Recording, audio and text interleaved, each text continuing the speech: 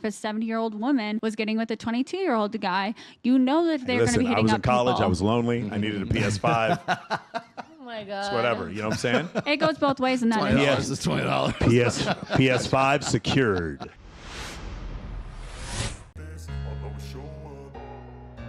I don't ever slow up, no I don't take shit. I got no love for the fakeness. If you wanna play tough and wanna hate this, I'll always show up and make a statement. I don't ever slow up, no I don't take shit. I got no love for the fakeness. If you wanna play tough and wanna hate this, I'll always show up and make a statement. Everything I do so instinctive and so passionate. Every word I move so descriptive like an adjective. I got a vendetta against people who... Yeah, dude, you know what? Passport Bros, that's for you. Passport Bros out there looking for a traditional woman. That's what it is. Yes.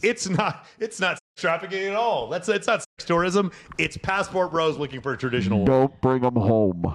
Okay, there's a country that starts with a P that I remember that a lot. Philippines? Yes, a lot of people go to the Philippines now. How society is today of the sugar babies and sugar daddies. Transaction. Yes, Yeah. because the sugar daddies are too old to and do all this stuff. They're too old to go and like. That's a good question. Like, what if I'm rich enough to have the help, right? I don't need to worry about trash. I don't need to worry about doing the dishes. Or even take care of the kids because you can afford a nanny. I don't have to worry about it. Yeah. We're saying the quiet part loud. The transactional part of relationships. I'm not trying to denigrate you guys if you're sugar babies, but like it used to be something that you kept on the DL. Not anymore. Yeah, if you're a COVID sugar kinda baby changed now, that. you start a podcast. That's what you do now. Like if you're a sugar baby, you go on and make clips about it and go mega viral because you have your sugar daddy and you strip at the club and you have an OF at the same time. It's like, I'm an entrepreneur. I've got 3 sources of income. That's what's happening now. It's so acceptable to do this now. And I think that's part of where the difference is. Entry-level sex work Okay. is what it is. So you Yeah. consider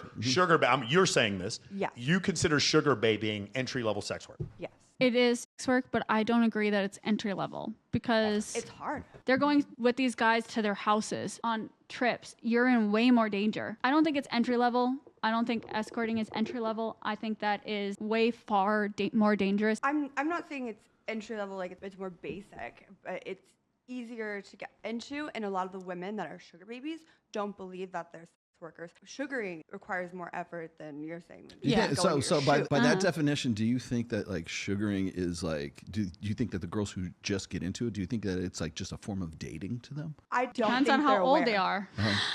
Some women really love those people. Well, because I've seen it. I'm well aware of the sugaring scene that's in Miami, and like it seems to me like a lot of the women who are there think of it as just another form of dating, because it's just transactional to them. It's just everything's above board. Now, remember Are when they essentially attracted to a 90-year-old man? That's a really good point. Probably not, but the thing is this, is that remember what Orion Taraban said on your show? He said that the negotiation or the transaction was invisible, right? Yeah. Okay, when you're sugaring, it's Then no it's longer invisible yeah. anymore. It's all Now, above it is board. gray, but it is not invisible. It is still gray because you're not paying her an allowance for X amount of sexual encounters. Yeah, I mean, Quid pro, which and is remember, what there's quid pro quo there's prostitution there's is. different variances of sugaring too. It's like, okay, here's your allowance kind of thing, or it's you start a podcast.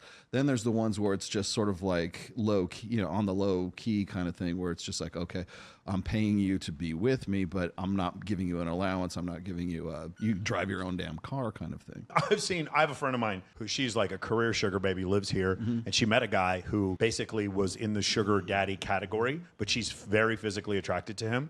And he proposed marriage to her, and they're getting together now. And I've talked to her about it, and I was joking with her. I was like, hey, we're all going to go out clubbing, let's go. And she's like, no, like I'm really going to be with this one guy. And I was like, yeah, sure, whatever. No, she really is. She I think settled that's down one for in this a dude. million instances, though. Again, yeah, it's basically Pretty Woman is what you're saying. And in this situation, and then when I saw a picture of her in front of the Eiffel Tower with him, I was like, oh, this is for real. Like she just found one, and she's going to stick with this dude. And I feel like you can have a connection. What's wrong with this guy?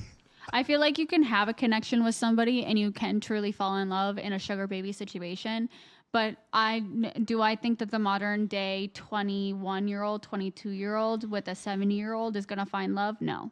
I think that they don't know the difference. Like I was listening, actually. If love is a transaction, does it matter? Tate was literally, he just made a video the other day and he was talking about if a girl keeps getting bags and keeps going on trips, then eventually she just starts to love the guy. He's like, you saying that's not love? Well, eventually it becomes, you agree with that? You think that it just becomes love. It becomes an approximation of it. What he said is the difference between that and the other type of love is like razor thin.